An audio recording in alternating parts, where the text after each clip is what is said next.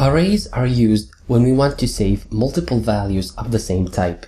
For example, if we want to save 10 integers, instead of declaring one integer, 2, 3, so on and so forth, we can store 10 integers inside of an array. So how do we declare arrays? Well, first we type the type of variable that we want to have an array from. So let's say an integer, and then we use square brackets.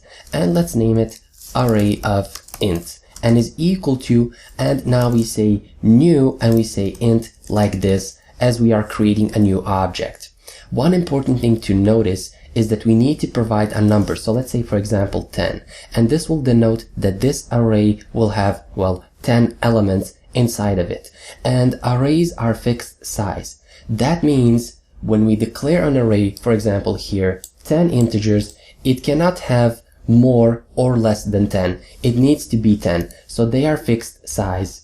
Now regarding the values that our ints or integers have that are stored in our array, they are the default value of an integer when we declare an integer but do not assign a value, which is 0 basically. If we want to change any of those elements, we need to access them by index. And we use the name of that array, in our case array of ints, and we can say like this. We use these square brackets, and for example 2 is equal to 2.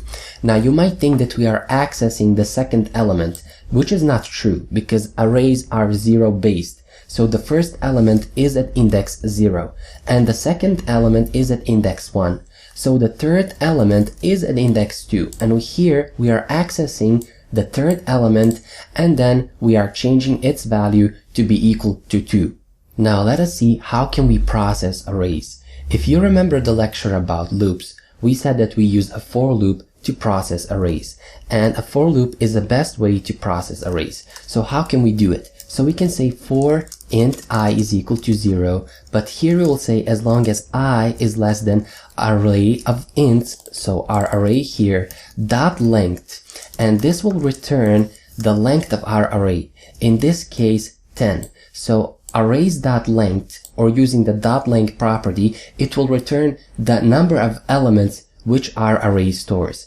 And now we can process that array. So here we can say array of ints and access each element by its index using I.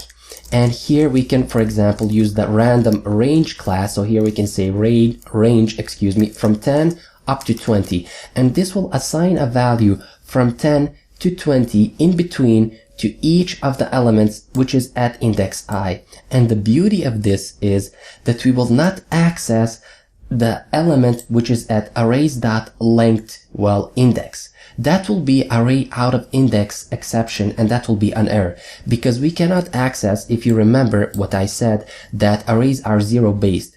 So the first element is at 0 and the last element is at arrays.length -1. In our case, the last element is at 9th index. So I will just copy and paste this here, and here I will create another loop, and instead of assigning the values, I will use this here and I will say debug.log so that we can, well, see this in action. So here I will output each of the array which is stored in our, each of the element which is stored in our array. So if I go back here into Unity, I will clear this, and when I rerun it, we see that each of the array, each of the integer which is stored in our array has a value. So we see that the first index, or the element at first index, has a value 11, 10, 13, 15, and so on and so forth. And we use a random range class, or a random range, method here to assign those values.